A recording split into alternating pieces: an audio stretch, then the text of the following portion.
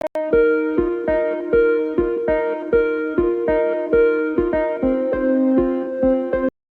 Dear student, welcome to our lecture. चलिए आज का लेक्चर स्टार्ट करते हैं। आज का लेक्चर हमारा लेक्चर नंबर 41 और हम पढ़ने वाले हैं मनी मेजरमेंट का कॉन्सेप्ट। मनी मेजरमेंट जो होता है इसके बारे में मैंने आपको ऑलरेडी बहुत बार बताया है। ये जस्ट एन आप बोल सकते हो रिवीजन का पार्ट है, बट इम्पॉर्टेंट कॉन्सेप्ट है। देखिए money measurement, this concept implies that only those transactions which can be expressed in terms of money are recorded in the books of account। तो ये मैंने आपको काफ़ी बार बताया है कि जो ट्रांजेक्शन मनी में एक्सप्रेस हो सकते हैं उसी ट्रांजेक्शन को हम बुक्स में रिकॉर्ड करते हैं। तो मनी मेजरमेंट ये में हमारा ये सबसे पहला पॉइंट था। दूसरा है, since money serves as the medium of exchange, transaction express in money are recorded and the ruling currency of a country is the measuring unit for accounting। ये सेकेंड पॉइंट में ये बता रहा है कि आप कोई भी बिजनेस एक्टिविटी कर रहे हो तो उसमें मनी जो रोल प्ले करता है, it is a medium of exchange. अगर आप कोई भी ट्रांजेक्शन कर रहे हो तो उसमें मनी जो है इम्पॉर्टेंट रोल प्ले कर रहा है, बराबर है। और हर एक कंट्री की, कोई भी कंट्री हो, जैसे इंडिया है, इंडिया की करेंसी क्या है, रुपीज़ है। तो किसी भी कंट्री की जो करेंसी होती है वही हेल्प करती है उस ट्रांजेक्शन को कंप्लीट करने के लिए। तो जो उस करेंसी को ही हमें क्या करना पड़ेगा, उस बुक्स में रिकॉर्ड करना पड़ेगा, रूलिंग करेंसी में, जो कंट्री की करेंसी है उस करेंसी में। ठीक है, तो ये सेकेंड पॉइंट हमारा हो गया। थर्ड पॉइंट है हमारा यहाँ पे, transaction which do not involve money will not be recorded in the books of account. तो ऐसा ट्रांजेक्शन जिसकी वजह से मनी में कोई भी इफेक्ट ना हो, ठीक है, मतलब मनी का एक्सचेंज ना हो। एक्सचेंज इन द सेंस, या तो आपके पास पैसे आ रहे हैं या तो आपके पास से पैसे जा रहे हैं। अगर ऐसा ट्रांजेक्शन कोई है जिसमें मनी का कोई भी इन्वॉल्वमेंट नहीं है तो उस ट्रांजेक्शन को हम बुक्स में रिकॉर्ड नहीं करते। ऐसे कौन से ट्रांजेक्शन हो सकते हैं जहाँ पे मनी का इन्वॉल्वमेंट ना हो? तो कुछ यहाँ पे मैं आपको एग्जाम्पल बता देता हूँ। देखिए एग्जाम्पल है यहाँ पे, working condition in the work place. अब वर्किंग कंडीशन से मेरा क्या मतलब है? वर्किंग कंडीशन मतलब जहाँ पे एम्प्लॉई है या फिर ओनर काम करते हैं, बिजनेस, ठीक है, तो वहाँ पे वर्किंग कंडीशन कैसी है। जैसे ये एम्प्लॉई है, अभी ये देख के आपको क्या लग रहा है, इसकी वर्किंग कंडीशन अच्छी है क्या? ये जहाँ पे काम कर रहा है वहाँ का जो प्लेस है, कंडीशन है, वो अच्छा है क्या? देखने से तो नहीं लग रहा है यहाँ पे, क्योंकि बहुत थका हुआ लग रहा है। ठीक है, तो क्या ये जो एम्प्लॉई है इसके कंडीशन को रिकॉर्ड किया जा सकता है कि इसको यहाँ पे काम करने में कितनी परेशानी हो रही है? क्या उसे हम रिकॉर्ड कर सकते हैं? नहीं कर सकते। ठीक है, और एक एग्जांपल, ये एम्प्लॉई है, ये ऑफिस में बैठा है, आपको देख के इसकी कंडीशन क्या लग रही है? अच्छी कंडीशन लग रही है, वर्क प्लेस हमारा इसका अच्छा लग रहा है। तो क्या इस कंडीशन को मैं बुक्स में रिकॉर्ड कर सकता हूँ? नहीं कर सकते। कुछ और एग्जाम्पल है, जैसे यहाँ पे स्ट्राइक बाय एम्प्लॉय। अगर एम्प्लॉय ने कंपनी में स्ट्राइक कर दिया है तो क्या इस स्ट्राइक के वैल्यू को हम रिकॉर्ड कर सकते हैं कि स्ट्राइक से हमारा कितना लॉस हो रहा है या कंपनी के ऊपर क्या इम्पैक्ट आएगा इस स्ट्राइक की वजह से? नहीं रिकॉर्ड किया जा सकता, बट ये रिलेटेड तो बिजनेस से ही है। ठीक है, और एग्जाम्पल है एफिशिएंसी ऑफ द मैनेजमेंट।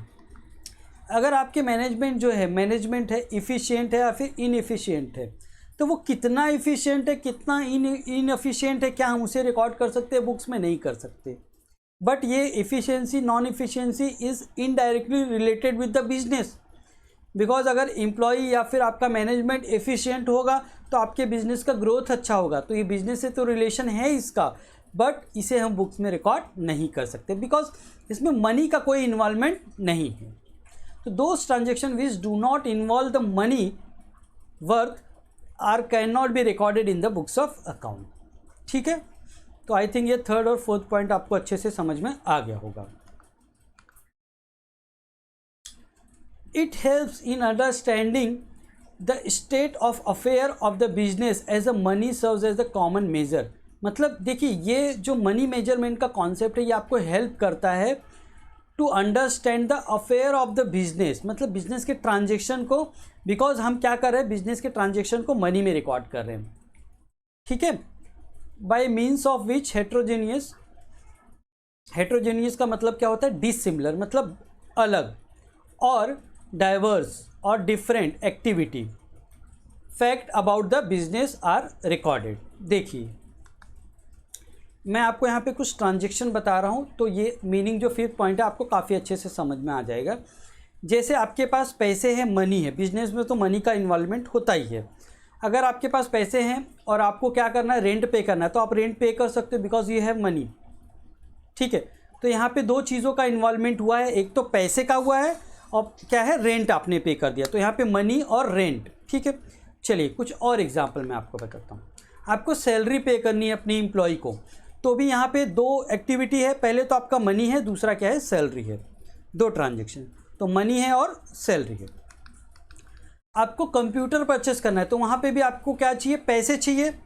पैसे दोगे तो आपके पास कंप्यूटर आप परचेस कर सकते हो फॉर बिजनेस पर्पज़। एक और एग्जांपल, अगर आपको मशीनरी परचेस करनी है तो वहाँ पे भी आपको पैसे लगेंगे और तब आपको मशीनरी आपको मिल जाएगी। तो मेरा बताने का ये मतलब है कि आप जो भी बिजनेस ट्रांजेक्शन, ये जो भी बिजनेस ट्रांजेक्शन है, रेंट पे करना, सैलरी पे करना, कंप्यूटर है, मशीनरी है, या इसके अलावा और भी कोई भी बिजनेस ट्रांजेक्शन है आपको करना है, तो उसके लिए आपको क्या ज़रूरत पड़ती है, मनी की ज़रूरत पड़ती है, पैसों की ज़रूरत पड़ती है। इसीलिए ये कहा जाता है कि money is a common for all transaction. तो आप कोई भी बिजनेस ट्रांजेक्शन करोगे तो मनी इज़ अ कॉमन। ठीक है, मनी वहाँ पे कॉमन है और उसके बाद दूसरा ट्रांजेक्शन होगा। जैसे यहाँ पे मनी एंड रेंट है, यहाँ पे क्या था, मनी एंड सैलरी था, यहाँ पे मनी एंड कंप्यूटर था, यहाँ पे मनी एंड मशीनरी था। तो मनी क्या कॉमन वर्ड हो गया यहाँ पे। ठीक है, तो वही यहाँ पे बताया गया है, money serves as the common major.